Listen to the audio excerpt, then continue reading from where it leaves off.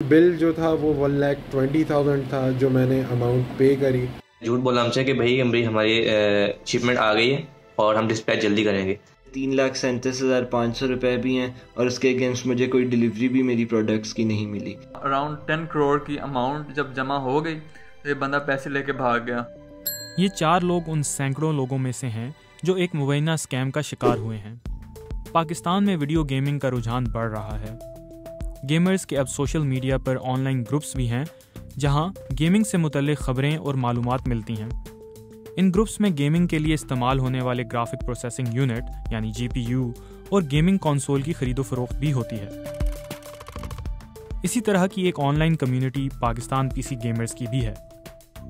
इसी Facebook group पर एक सेलर भी मौजूद थे जिन पर इल्ज़ाम लगाया जा रहा है कि उन्होंने GPUs और PS5 के प्री ऑर्डर्स किए और बाद में इन्हें डिलीवर किए बगैर वो गायब हो गए। प्री ऑर्डर देने वालों ने हमें बताया कि ZipTech बाकियों के मुकाबले कम कीमत पर अशिया फ़रोख्त करता था और अच्छी कस्टमर सर्विस की वजह से मकबूल भी था। उनमें वो लोग भी शामिल थे जिन्होंने कारोबार के लिए ये सब लिया था। मैंने एक इन्वेस्टमेंट का बहुत अच्छा मौका सोचा कि इनसे मंगा के मैं दोबारा OLX पे और मुख्तलिफ इस तरह सोर्सेज के ऊपर क्लासिफाइड एड्स के थ्रू इनको सेल कर दूंगा और इसमें मुझे कुछ ना कुछ मुनाफा मिल जाएगा। गेमिंग जोन बनाने के लिए मैंने अपने रिश्तेदार से लोन लिया इस शर्त पे कि मैं उसको 50% प्रॉफिट दिया करूँगा और 50% खुद रखूँगा।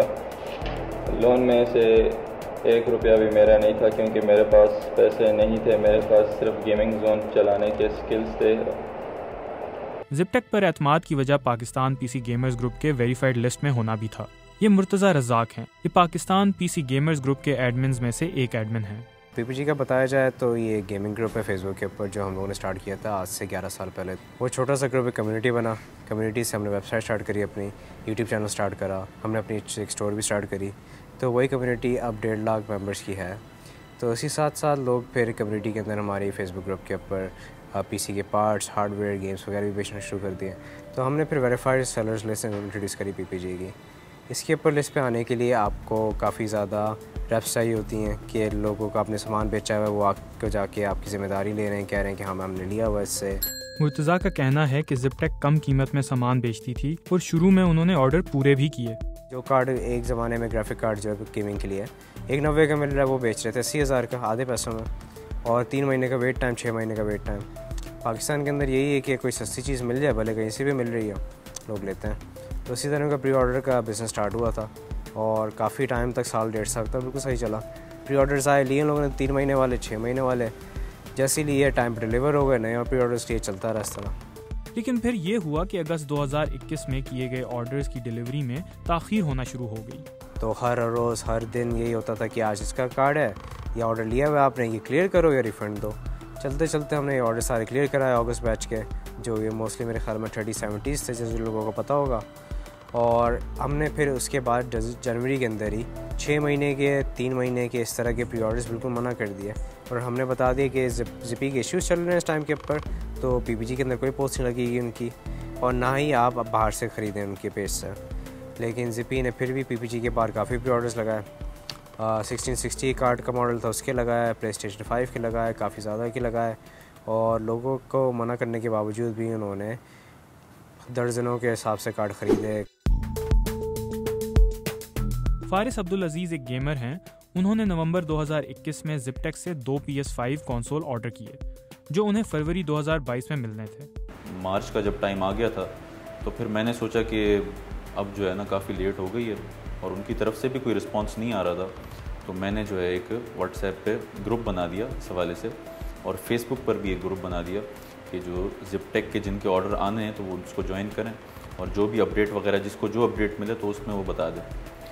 मैंने जो लोगों से फॉर्म वगैरह फ़िल करवाए, तकरीबन 400 के अराउंड लोगों ने वो फॉर्म फिल किए, और मोस्टली वही थे जो स्टूडेंट्स थे या फ्रीलांसर्स थे या जॉब करते थे, जिनके एक यूनिट के हिसाब से उन्होंने 2 यूनिट, 1 यूनिट, 3 यूनिट का सामान मंगवाया ZipTech से। तकरीबन 400 लोग बन रहे थे।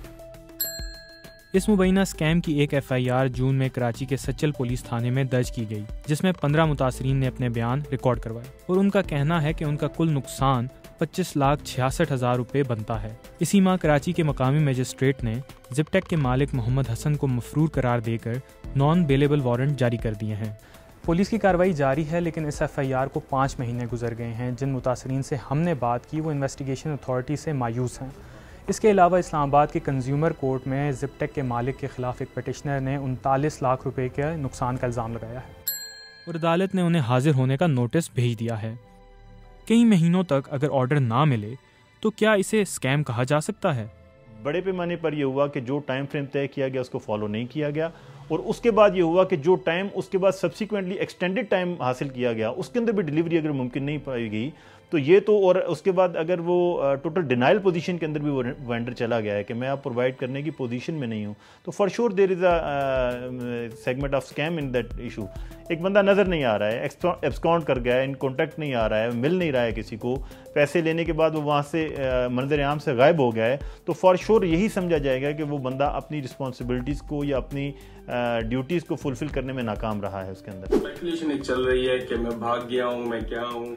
16 मई को हसन ने ज़िपटेक के पेज पर अपनी वीडियो लगाई जिसमें उन्होंने मुल्क छोड़ने की तरदीद की और ख़रीदारों से पूछा कि वो कंपनसेशन चाहते हैं या चंद महीने इंतज़ार करके अपने प्रोडक्ट्स लेना चाहते हैं। इसके बाद वो फिर मंजर से गायब हो गए और अब तक सामने नहीं आए। हमने मुख्तलिफ प्लेटफॉर्म्स के ज़रिए ज़िपटेक के मालिक मोहम्मद हसन से रब्ता करने की कोशिश की, लेकिन उन्होंने हमें जवाब नहीं दिया। पाकिस्तान PC गेमर्स ग्रुप के एडमिन का कहना है कि इस वाक़े की वजह से गेमिंग कम्युनिटी में उनकी साख मुतासिर हुई है। यही हुआ है कि हमारी इतने सालों की मेहनत ज़ाया हुई है, क्योंकि अब हर कोई ये कहता है वेरीफाइड लिस्ट का कोई फ़ायदा नहीं है, कि PPG का कोई फ़ायदा नहीं है। इतनी मेहनत करने के बाद ये काफ़ी बुरी लगती है बात कि इतना दिया मिल क्या रहा आखिर के अंदर। दूसरी जानिब जिन लोगों ने ज़िपटेक से प्री ऑर्डर किए थे वो आज भी अपना नुकसान पूरा करने की कोशिश कर रहे हैं। 28 मई को मेरी शादी हुई और 11 जून को मैं यहाँ दुबई आया। इसी वजह से मैंने दुबई आने का इरादा किया ताकि मैं दुबई में काम करके अपना लोन चुका सकूं। अब हम ये है कि लोग जो हैं वो हार मान के बैठ गए हैं, लोगों ने अपना लॉस डाइजेस्ट कर लिए, कुछ लोगों ने, कुछ लोग नहीं कर सक रहे। लोगों से कॉल्स पे भी बात करता हूँ तो लोग तो रो जाते हैं मेरे सामने कि यार हमने तो अपनी सारी सेविंग्स लगा दी, ये कर दिया वो कर दिया, तो एट दी एंड हमें कुछ मिला नहीं, और हमारे लिए फिर ये दोबारा से पैसे जमा करना एक बहुत बड़ा अज़ाब है। तो इस लॉस को डाइजेस्ट करना एक हमारे लिए मुश्किल काम है।